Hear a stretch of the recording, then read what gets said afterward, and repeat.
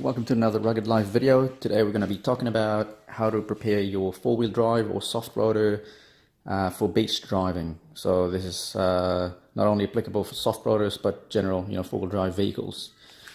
I won't tell you the best way on how to prepare your four-wheel drive before driving on the beach, because there's all sorts of different ways, and at the end of the day you need to look at all your options and decide for yourself and decide which one is best for your purpose and your four-wheel drive. So the first thing you want to do is gather all your recovery equipment. So the most popular ones for beach driving would be your traction boards, and you have your treads, you have your Xtrails. If you're in Australia, pretty popular. At the moment I only have two. I'm still in the process of buying another two.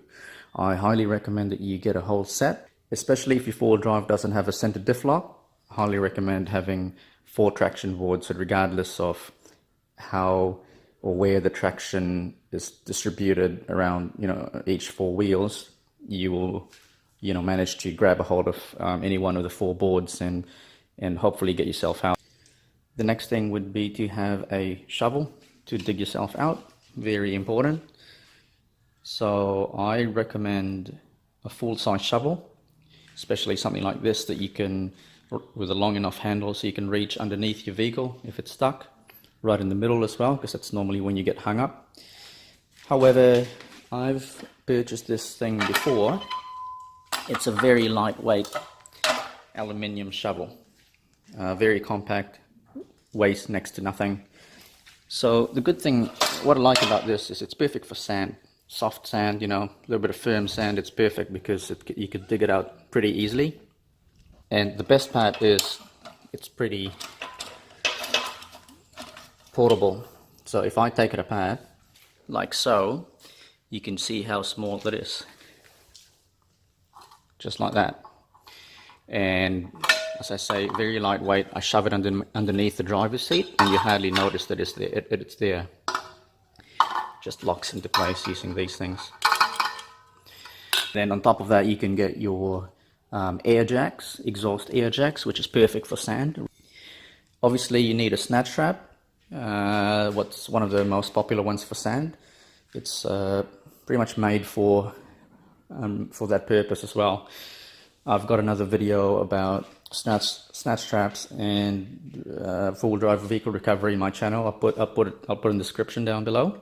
Then from there you have your normal stuff like your bottle jacks, jacks, high lift jacks and that sort of thing, just to lift your vehicle up. Now the other thing you need to do before you head out is obviously prepare your vehicle. And the number one thing is rust, as we know, if you drive along the beach.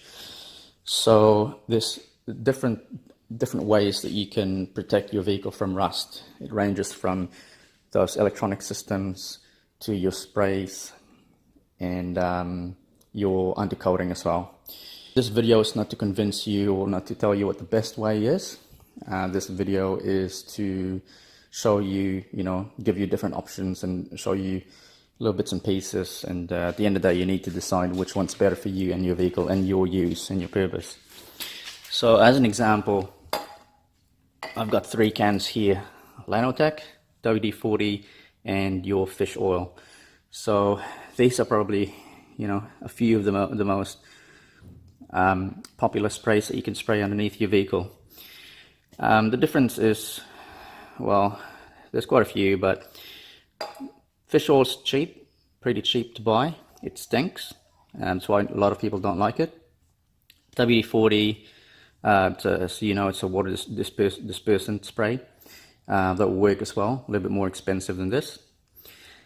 And Lanotech is probably a better product in terms of, it's better for the environment, it doesn't stink, and it's average, it's reasonably priced. The other can that's not here that I would like to show you is Inox 3. That's really good as well. It's more expensive than these ones, but it's very good for the environment as well. It doesn't stink. It performs really well, and it's got heaps more purpose if you're after that. So for example, you can even make it into You can spray it into your furniture, your wood furniture and that sort of thing, and make it a polish. The other thing you can do with it is you can spray the front of your vehicle, headlights, you know, the front, the bonnet and the bumpers and that sort of thing before driving at night in the highway. And that way, you know, when bugs stick to it, it's easy to spray off with water. So one thing you got to remember with these sprays is that I would recommend that you spray your vehicle at least 5 days before you actually drive on the beach or in the sand, to give it time to air out and dry, because, you know, whether you like it or not, sand will stick to your vehicle. But if you spray it like a day before, it's going to be worse. It's going to be a magnet for sand. So where do you spray these things? Anywhere underneath you, well, everywhere underneath your vehicle, really. WD-40 and Lanotec and Inox in particular are safe to spray on electricals. Anywhere, any metal part of your vehicle, suspension links, bolts. Don't spray it on your exhaust system for obvious reasons.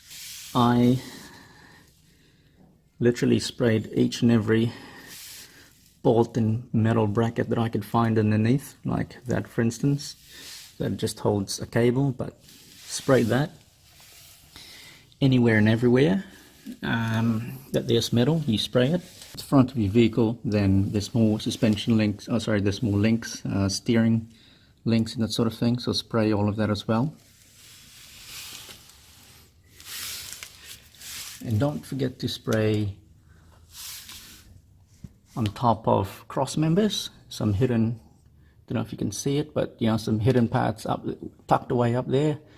Yeah, don't forget the cross members. This is a soft rotor, obviously, as you can see. If you've got a proper full drive, then with a full frame chassis, don't forget to spray in the chassis as well, as far as you can reach.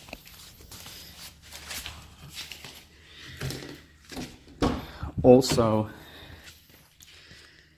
spray your door seals, especially the bottom part, because that's the part that's going to be exposed the most, being low.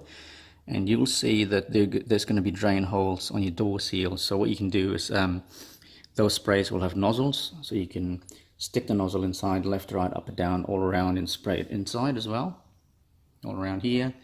I sprayed it, you know, all the way up to here. Now that's the good thing about using Lanotec or Inox, because it doesn't stink. If you use fish oil, especially this part of the vehicle, then you'll smell it. And I sprayed all around down here as well, all around there.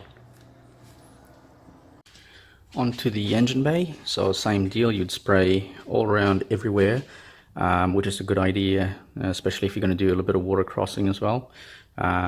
Use anything like, you know, WD-40, Lanotec, Inox. It's a water dispersant, as I've mentioned, safe for electrical items, so fuse box is fine, all these electrical bits and pieces here. So I would spray all around, tucked underneath, all the every nook and cranny, behind there, all the frames, brackets, everything, even your radiator brackets.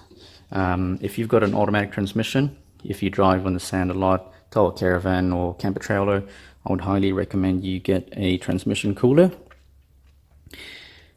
like this one. I've installed a B&M transmission cooler.